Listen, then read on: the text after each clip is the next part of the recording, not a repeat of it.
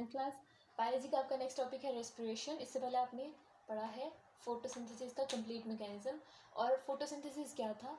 The building of the synthesis of larger molecules, जिसके अंदर energy save हुई होती है, यानी कि ग्लूकोज मॉलिक्यूल। ठीक है, तो वो तो सिर्फ हमने ऑटोट्रोफ्स के लिए पढ़ा था। तो अब हम क्या पढ़ रहे थे? हम बायोएनर्जेटिक्स पढ़ रहे थे, जिसमें एनर्जी स्टोर करना और फिर एनर्जी को रिलीज़ करना भी आता है। ठीक है, तो अभी तक आपने सिर्फ एनर्जी स्टोरिंग प्रोसेसेस पढ़े हैं कि एनर्जी को स्टोर कैसे करते हैं बॉडी के अंदर। ठीक, तो अब जो एनर्जी स्टोर्ड फॉर्म में है, अब उसकी ज़रूरत है बॉडी को। जैसे कि आपने बहुत सारी रनिंग करनी है, तो आपकी बॉडी के जो सेल्स हैं वो जो स्टोर्ड एनर्जी है उसको यूज़ करेगी, उन मॉलिक्यूल्स को ब्रेक करेगी, वो जो स्टोर की हुई एनर्जी है वो रिलीज़ होगी और फिर आपके मसल्स तक भेजी जाएगी। ठीक है, तो ये एक एग्जांपल है इस चीज़ की। ठीक, इस तरह बहुत सारे प्रोसेसेस होते हैं जिनके लिए आपको उस एनर्जी की ज़रूरत पड़ती है। तो respiration is the energy harvesting process. Energy को आपने रेस्पिरेशन में क्या करना होगा?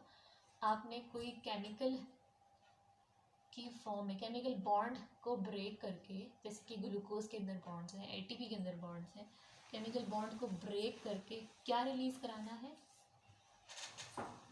एनर्जी रिलीज़ करानी है। ठीक है, रेस्पिरेशन में। और ये कहाँ होता है ये प्रोसेस? ये हर सेल के अंदर होता है। बॉडी का हर सेल जो है वो रेस्पिरेशन के लिए कैपेबल होता है। और इसमें पहले हम जनरल देखते हैं रेस्पिरेशन क्या है। एक्चुअली फोटोसिंथेसिस का रिवर्स है। इसमें क्या है? एक glucose molecule in the presence of oxygen, it is broken down by cell into carbon dioxide and water and energy. तो ये बिल्कुल क्या चीज़ हो गई? उसकी फोटोसिंथेसिस का रिवर्स हो गया ना। फोटोसिंथेसिस में क्या था? Energy, water and carbon dioxide, और क्या बन रहा था? Glucose and oxygen. तो यहाँ क्या बन रहा है? ग्लूकोज में ऑक्सीजन ऐड हुई है। ऑक्सीजन ऐड होना क्या था? ऑक्सीडेशन ना। तो ग्लूकोज की ऑक्सीडेशन होगी। हाई अमाउंट ऑफ ऑक्सीजन की प्रेजेंस में ग्लूकोज ब्रेक डाउन होगा। इसके जो बॉन्ड्स ब्रेक होंगे, हाई एनर्जी के बॉन्ड्स, एक्चुअली सी और एच के बॉन्ड्स होते हैं वो, ठीक है, कार्बन एंड हाइड्रोजन बॉन्ड्स। तो इसमें से हाइड्रोजन रिलीज होगी। तो हाइड्रोजन का रिमूव होना क्या होता है? ऑक्सीडेशन।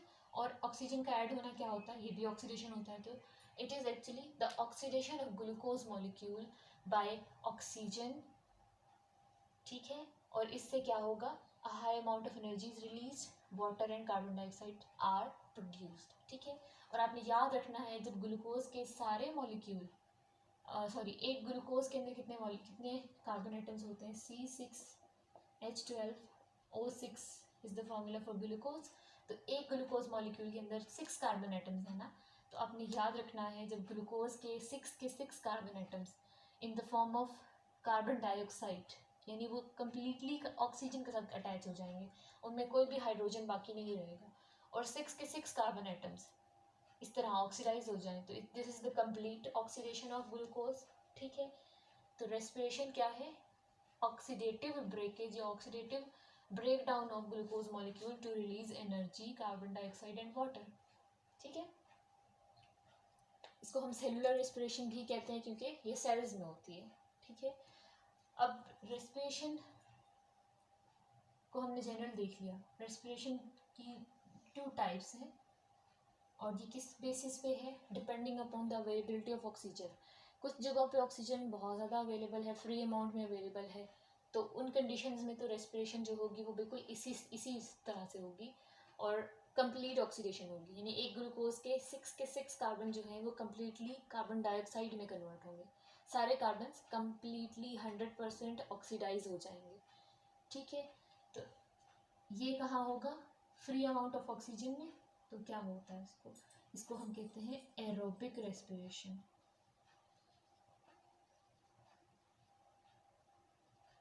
ठीक, और इससे क्या होता है? हम यहाँ पे इसके पॉइंट्स मेंशन करते हैं। इन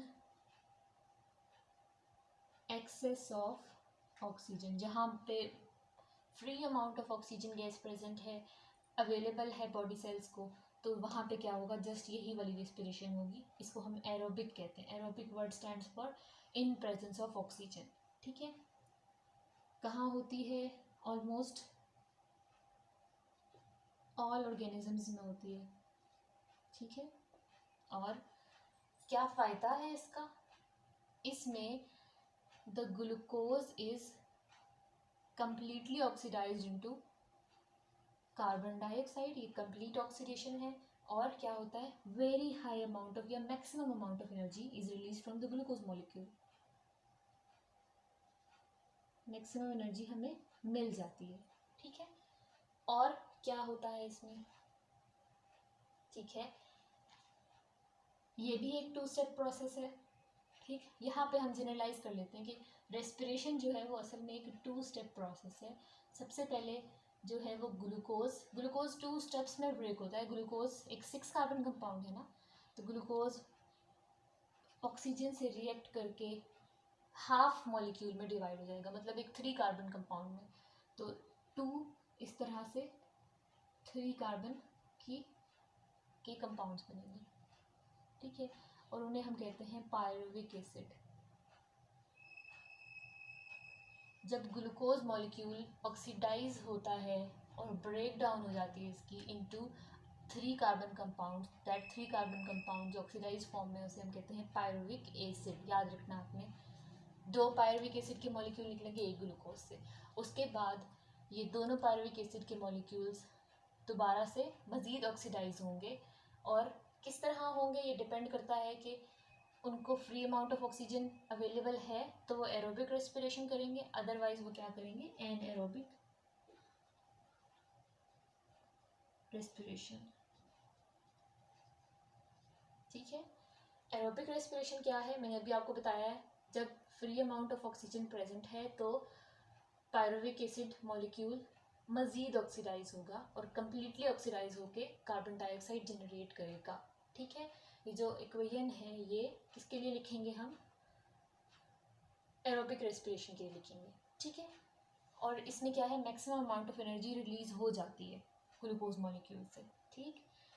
और एनएरोबिक रेस्पिरेशन क्या होगा, अगर तो इस पायरुविक एसिड मॉलिक्यूल को मज़ीद ऑक्सीजन अवेलेबल नहीं है या लेस ऑक्सीजन अवेलेबल है due to some reasons, environment में ऑक्सीजन कम है, या फिर जैसे हमारी बॉडी में ऑक्सीजन की टेम्परेरीली हमारी बॉडी में ऑक्सीजन की शॉर्टेज हो रही है, ठीक है, इतनी ज़्यादा अवेलेबल ऑक्सीजन नहीं है, तो फिर क्या होगा, पायरुविक एसिड में मज़ीद ब्रेक डाउन तो होना है, ठीक। अब ये मज़ीद ब्रेक डाउन होगा but in the absence of oxygen, किसी और तरीके से ये ब्रेक डाउन होगा ताकि एनर्जी रिलीज तो हो, ठीक है।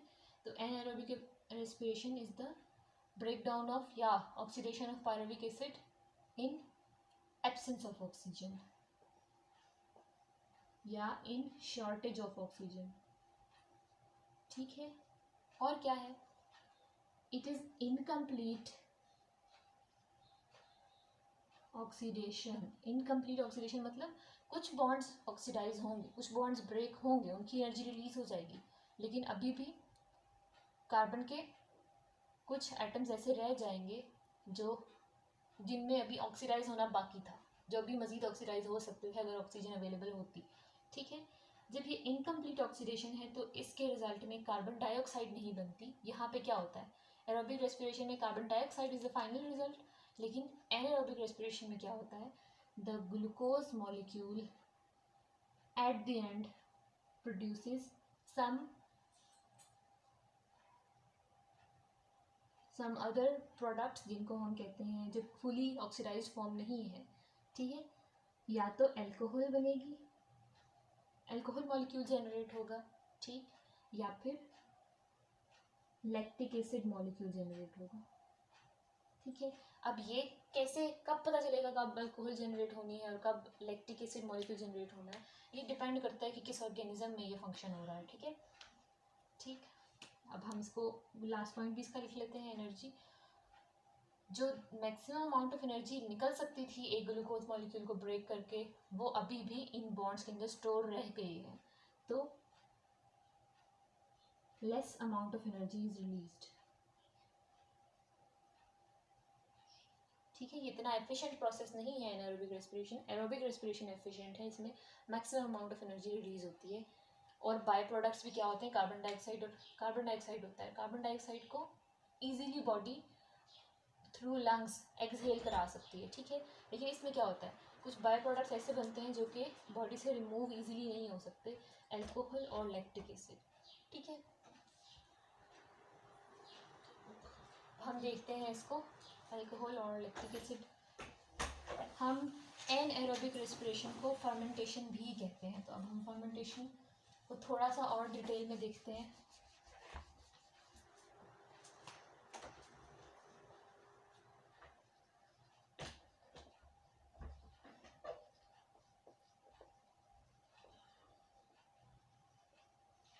ठीक है, मैंने आपको क्या बताया, जब ग्लूकोज का ये जो पायरुविक एसिड मॉलिक्यूल है ये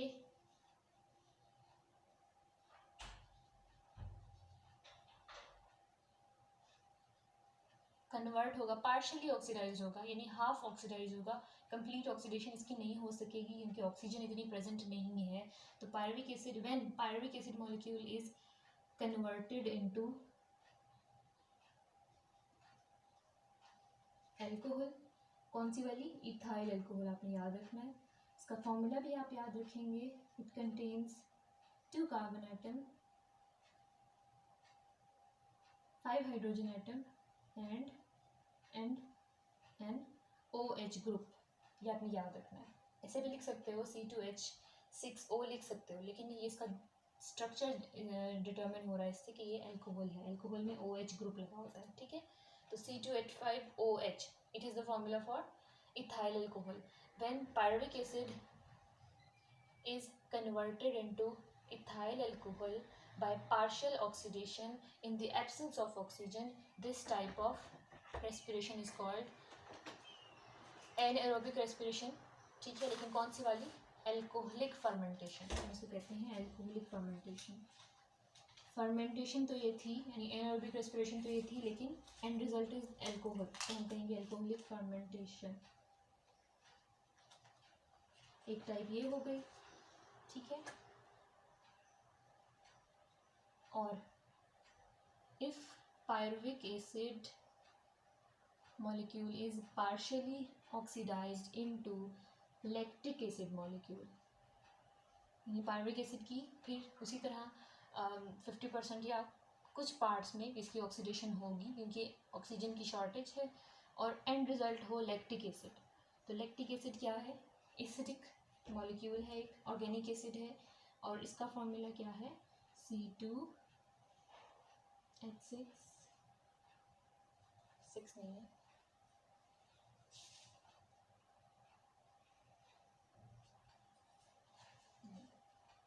O3। ठीक है, अपने याद रखना है कि ये एक एसिडिक मॉलिक्यूल है और ये एक अल्कोहलिक मॉलिक्यूल है।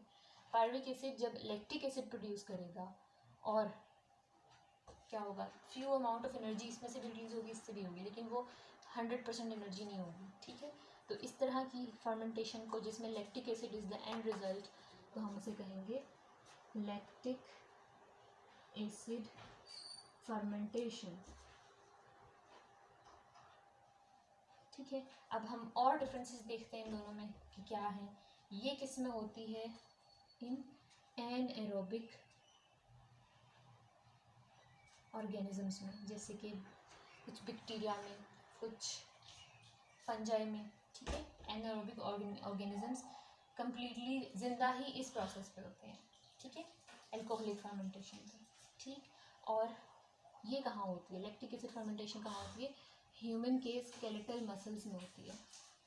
लेकिन वो भी कब, नॉर्मल कंडीशन में, जब हम इतनी ज़्यादा फिजिकल एक्टिविटी नहीं कर रहे होते, नॉर्मली हमारे सारे बॉडी मसल्स जो होते हैं वो एरोबिक रेस्पिरेशन कर रहे होते हैं। ठीक है, efficient amount of energy, efficiently energy release कर रहे होते हैं। ठीक है, लेकिन जब हम कोई फिजिकल एक्टिविटी करते हैं, लाइक जॉगिंग करते हैं या फिर कोई भी और काम, तो उसमें हमारी बॉडी सेल्स को एनर्जी, ऑक्सीजन ज़्यादा रिक्वायर्ड होती है। ठीक है, एनर्जी ज़्यादा चाहिए, सेल ने एनर्जी ज़्यादा प्रोड्यूस करनी है, रेस्पिरेशन फास्ट रेट पे करनी है, तो उसको ऑक्सीजन बहुत ज़्यादा चाहिए। ठीक है, ताकि ज़्यादा मॉलिक्यूल से एनर्जी निकाल सके।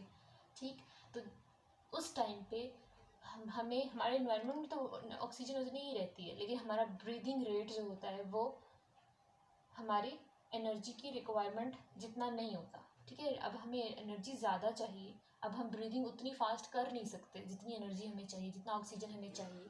तो फिर क्या होता है, जो बॉडी के सेल्स हैं उनको थोड़ी कम एनर्जी मिल रही है, उनको थोड़ी कम ऑक्सीजन मिल रही होती है, तो उस टाइम पे टेम्परेरीली थोड़े टाइम के लिए हमारे स्केलेटल मसल्स के अंदर ऑक्सीजन की शॉर्टेज हो जाएगी। तो ये तो नहीं हो सकता कि मसल्स की मूवमेंट ही बंद कर दो, ये तो बॉडी ऐसा कभी नहीं करती ना कि थक भी जाते हैं तो भी हमारे मसल्स मूव करते रहते हैं ना, ठीक है। तो क्या होता है उस टाइम पे मसल सेल्स, जो स्केलेटल मसल्स के सेल्स हैं वो क्या करते हैं कि ग्लूकोज को पायरुविक एसिड में तो ब्रेक डाउन कर लिया, अब मज़ीद ऑक्सीजन नहीं मिल रही तो क्या करेंगे, लैक्टिक एसिड फर्मेंटेशन करेंगे, लेस ऑक्सीजन में ही सर्वाइव करने की कोशिश करेंगे, ठीक है, जैसे गुजारा करने की कोशिश करेंगे, ठीक, थोड़ी एनर्जी निकल आएगी इसमें से, हमारा वो काम हो जाएगा क्योंकि उस टाइम हमें फिजिकल एक्टिविटी करनी है, उसको कंटिन्यू रखना है, ठीक है। तो क्या होगा, उस टाइम के लिए थोड़ी सी एनर्जी तो मिल गई, उस टाइम का तो काम हो गया, स्केलेटल मसल्स मूव करते रहे, हमने एक्टिविटी अपनी कंटिन्यू रखी, लेकिन क्या होता है बहुत सारा लैक्टिक एसिड हमारे मसल्स के अंदर ही जमा हो जाएगा, ठीक है। तो लैक्टिक एसिड जमा होने की वजह से लेटर ऑन मसल्स में पेन स्टार्ट हो जाएगा, ठीक है, मसल्स में पेन होगा due to this deposition of lactic acid. और फिर जब दोबारा फिजिकल एक्टिविटी थोड़ी सी हम करेंगे तो उसी फिजिकल एक्टिविटी दोबारा करने की वजह से ये लैक्टिक एसिड ख़त्म हो जाएगा, ठीक है। तो ऐसा होता है ना कि हमारे मसल्स में पेन होता है, हम बहुत ज़्यादा चलें या बहुत ज़्यादा कुछ ऐसा काम करें, बाद में हमारे मसल्स में पेन स्टार्ट हो जाता है और फिर हम दोबारा चलते हैं तो तभी वो पेन ठीक होता है। तो वो क्यों होता है, क्योंकि लैक्टिक एसिड जमा हो जाता है और फिर लैक्टिक एसिड ख़त्म कैसे होता है मसल्स में से, दोबारा फिजिकल एक्टिविटी से, ठीक है।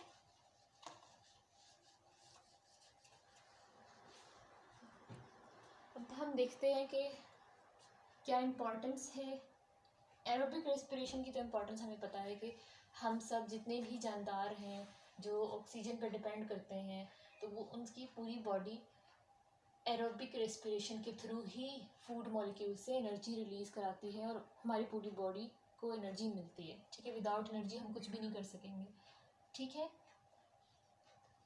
तो एनएरोबिक रेस्पिरेशन जब एक एनर्जी एफिशिएंट प्रोसेस भी नहीं है और इसके जो बाय प्रोडक्ट्स निकलते हैं वो भी हमारे लिए जो है वो प्रॉब्लम कॉजिंग है, जैसे लैक्टिक एसिड है, उससे पेन हो जाता है हमारे मसल में।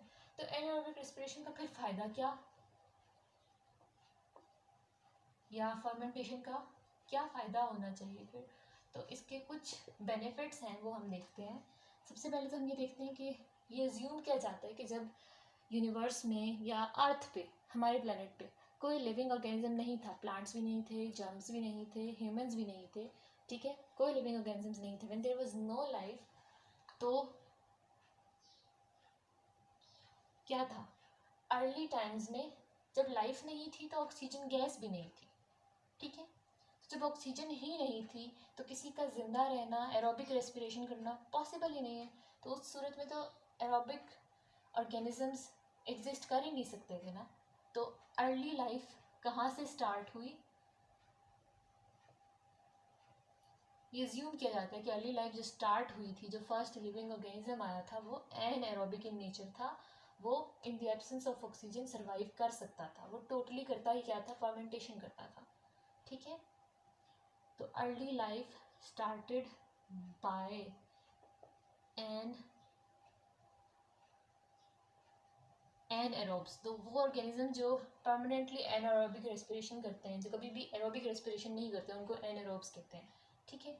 तो it is probably it is the cause of start of life. उसके बाद एरोबिक रेस्पिरेशन भी स्टार्ट हुई होगी जब आहिस्ता आहिस्ता इन्वायरमेंट में ऑक्सीजन जमा हुई होगी, ठीक है। तो ये सपोज किया जाता है कि जो लाइफ स्टार्ट हुई थी, फर्स्ट लिविंग ऑर्गेनिज्म था, वो एन एरोबिक नेचर का था, ठीक है। तो एक ये इसका बेनिफिट हो गया। सेकेंडली इट इज़ अभी तक it is only it is the only energy source for permanent anaerobes आज तक, ठीक है, टिल टुडे।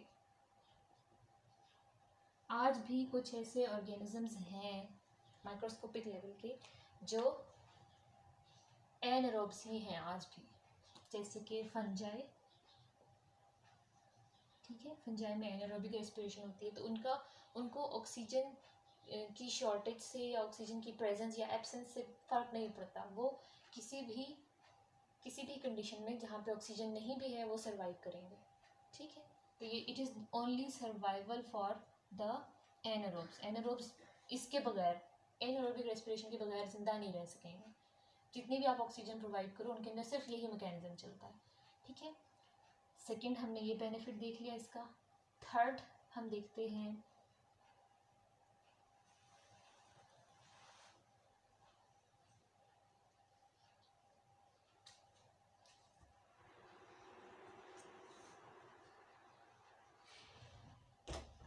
ठीक है, जो एनएरोब्स है ना, जो एनएरोबिक ये है बैक्टीरिया और फंजाई, इनको हम यूज़ करते हैं फॉर आर बेकिंग पर्पस, ठीक है। वो जो हम केक को या इस तरह से पिज़्ज़ा डो को हम सेट करने के लिए रखते हैं ना, उसमें यीस्ट डाल के उसको सेट होने के लिए रख देते हैं कि वो थोड़ी सी राइज हो जाए, तो वो जो राइज होती है वो क्या होता है, उसके अंदर एक्चुअली क्या हो रहा होता है, यीस्ट एक फंजाई है जो कि फर्मेंटेशन कर रही होती है उसके अंदर, ठीक है। तो जब उसके अंदर फर्मेंटेशन हो रही होगी, एल्कोहलिक फर्मेंटेशन, तो वो जो डो है जो हमने तैयार करके रखी है पिज़्ज़ा डो, वो क्या होगी, वो आहिस्ता आहिस्ता राइज होगी, ठीक है, ड्यू टू दिस फर्मेंटेशन के बगैर बेकिंग प्रोसेस जो है वो कंप्लीट नहीं हो सकता, ठीक है। तो इसमें यीस्ट यूज़ की जाती है, फंजाई यूज़ किया जाता है फॉर बेकिंग पर्पस। इसके अलावा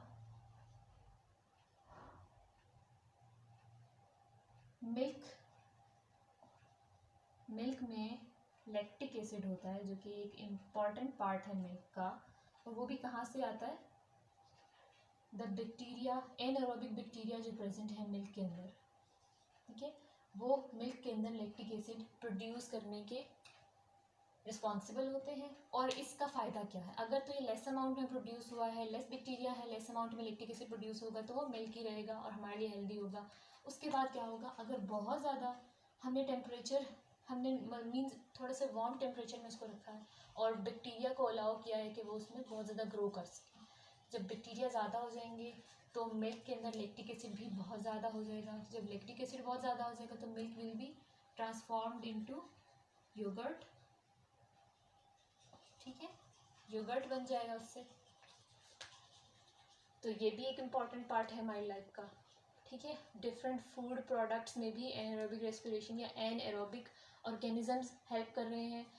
लाइफ का जो ओरिजिन था that was due to anaerobic respiration, और अभी भी कुछ ऑर्गेनिजम्स का ये वाहिद जीने का तरीका या सहारा है एनारोबिक रेस्पिरेशन, वो एरोबिकली अभी तक रेस्पिरेशन करने के काबिल नहीं है, ठीक है, उनके अंदर एरोबिक रेस्पिरेशन का मैकेनिज्म ही नहीं है।